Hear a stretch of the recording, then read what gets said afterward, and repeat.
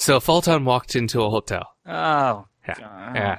The bellhop asks, "Do you have any luggage, sir?" Don't do it, You ready? Brian. Ready? Don't do it. And the Don't do Fulton it. replied, "No, I'm traveling light."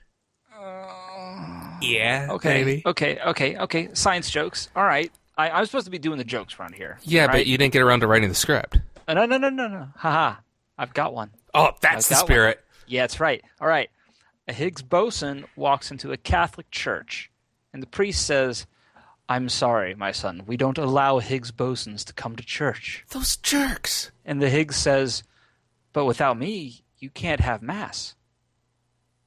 No, I'm taking the jokes back.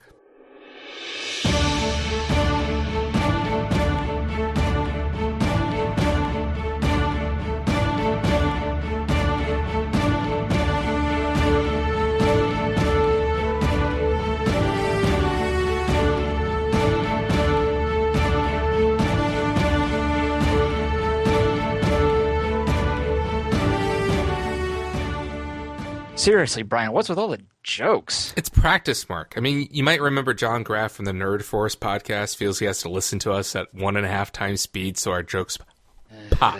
And for the air quotes, pop. So what? You think if you tell a bunch of jokes that your timing will get better? Well, it's either that or tell a joke and save the punchline for a different episode. Yeah, that's a really terrible, absolutely horrible idea. Let's move on. So two atoms bump into each other. One says, "I've lost an electron." "Are you sure?" says the other. "Yes, I'm positive." Can we podcast now?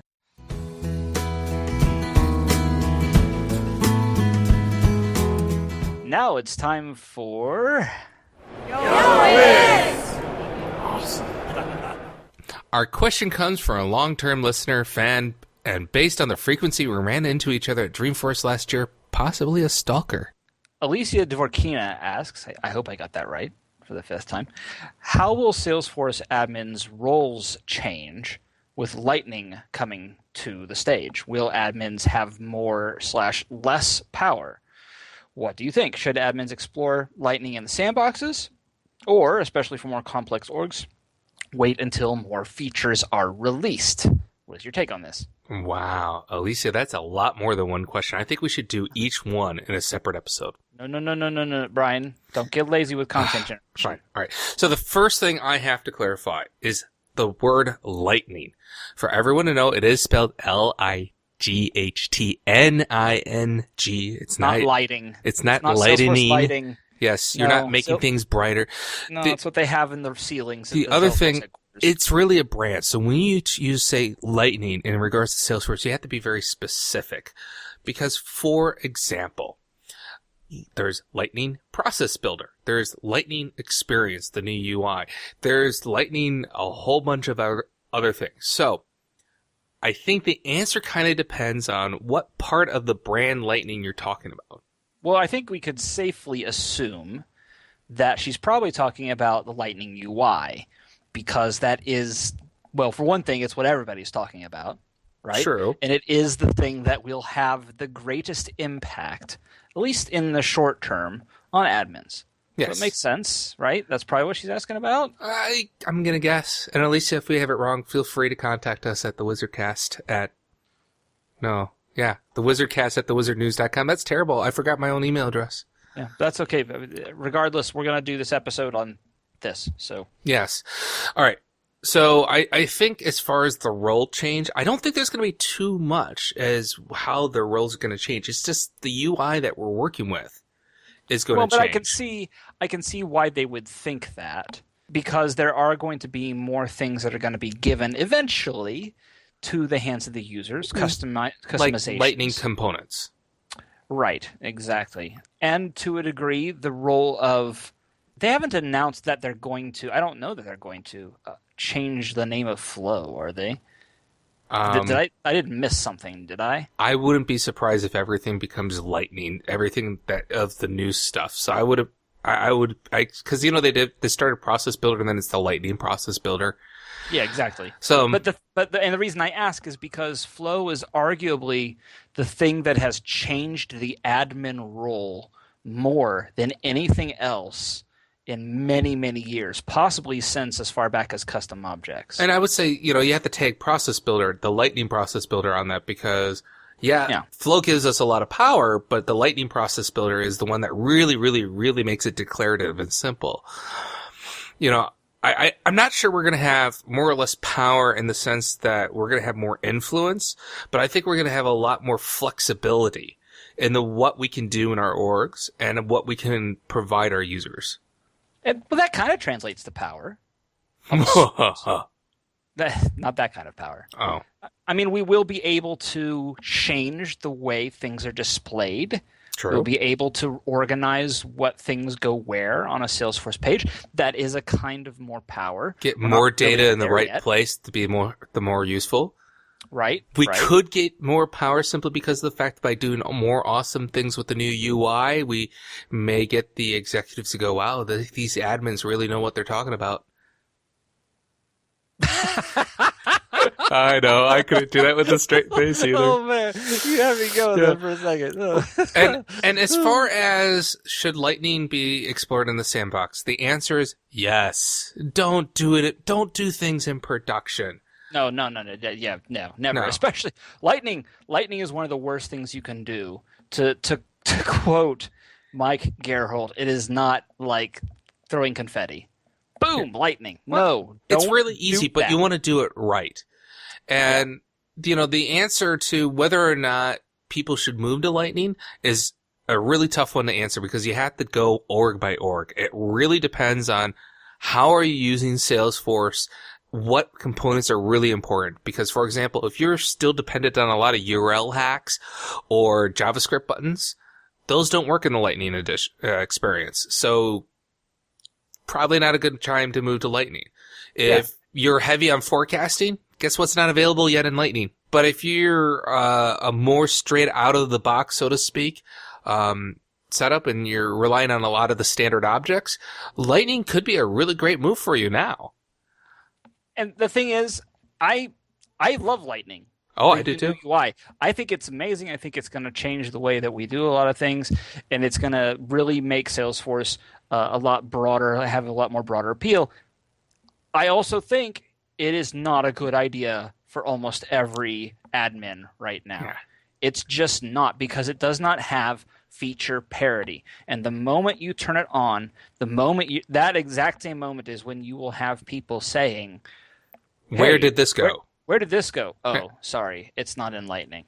Yeah, I mean, I know what I'm waiting for. So, in me personally, the things I'm waiting for, forecasting would be nice. Being able to make sure that my flows that launch work smoothly without issues would be really nice. And I'm not talking about like stuff embedded in the page. I'm talking about you click a button and a flow opens, right?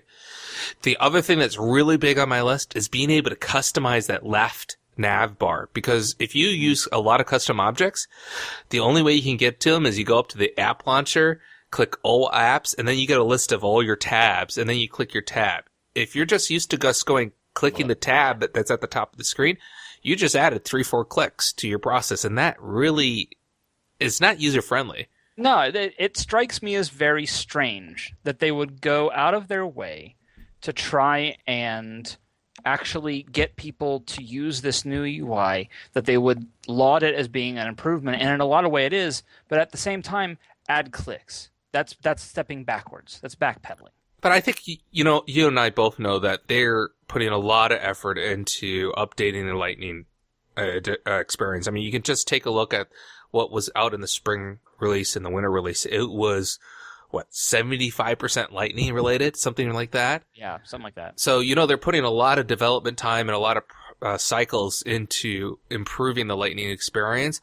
I think what we have now started out as, this is the closest finished prototype we have, and we want to put it out in front of customers and get feedback now. So if we have missed the boat completely, or there are some things that we could just turn on and suddenly it works really great for like the majority of our customers, we can find that out now instead of saying we're going to wait 2 years for it to be perfectly up to parity and miss the pony. Yeah, miss the pony. I'll tell you, Shauna, if you actually listen to this podcast, I'm still waiting for my pony. I think you're going to be waiting. A long time. Yeah. I think we answered it. Did we actually answer all those questions? Did we actually answer that? How will the role change? Not too much. Will admins have more or less power? Yes. Should admins explore Lightning in sandboxes or wait until more features? Yes. Go ahead and explore. You can't do any damage to yourself by exploring in a sandbox. And by the time the release comes around, you'll be better prepared for it. Yeah. And if you do have some users that are maybe very isolated in what they do in the system, you can turn Lightning on and make it available to just those users. That's true. But then, so you don't have to do. So that's true. You don't have to do sandbox as long as you're very, very, very, very, very careful and very good at being able to handle multiple different groups of people with different user interfaces, because that just made your maintenance job and your training job that much more difficult. And be very prepared to just turn it off immediately in case you do mess it up. Yeah. Not that you're going to mess it up. And make sure you have a broom and dustpan for that confetti. Yes, because that gets everywhere. Yeah. That stuff is so hard to get I'm out. not quite sure how they code it, but I'm pretty sure the moment you hit that checkbox, Geralt somehow manages to throw confetti right out of your computer screen. So yeah, be careful. Every time you turn on Salesforce Lightning, Mike Geralt is somewhere throwing confetti. I promise you that's happening. Now it's the time in our show where we like to thank our sponsors. Wait, whoa. Did we get sponsors? Our episode is brought to you by the great Universal Containers. The people who brought you sample data in our developer orgs now bring you a revolutionary 9 new container products. These new containers, in addition to being stylish, also have the special ability to bind with the original container. Universal Containers, the one container you'll ever need to rule them all. How I see. Universal Containers, right? The Lord of the Rings reference? That's good. That's good. Okay. I like these, I feel bad for all those accounts in our developer orgs. I feel that they need a little recognition. Now it's time for our Salesforce video of the undetermined amount of time until the next one. The video of this episode is Process Builder, Salesforce App Cloud, Spring 16.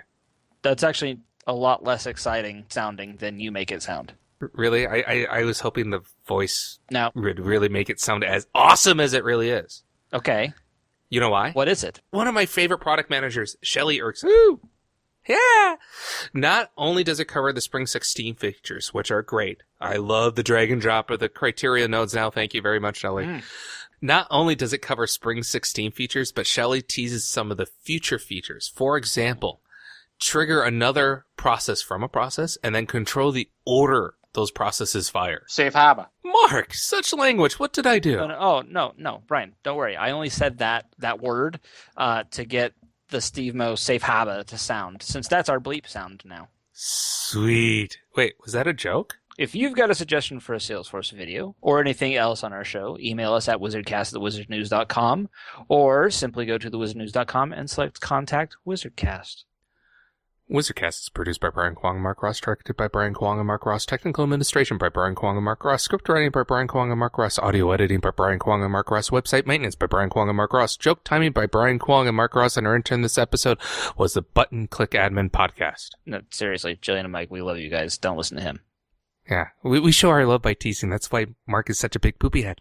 Send us your interview suggestions, jokes, videos, tips, and feedback. Look, people, we really just want your suggestions, please.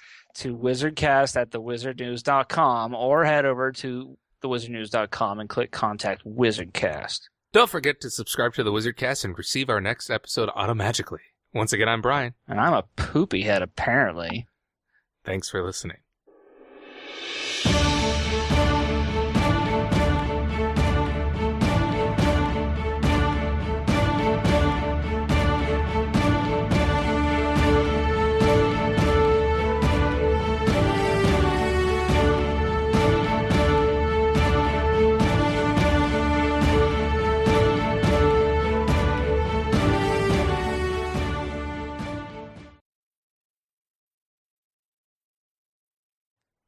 So, a custom object, a quick action, and a formula field walk into a bar.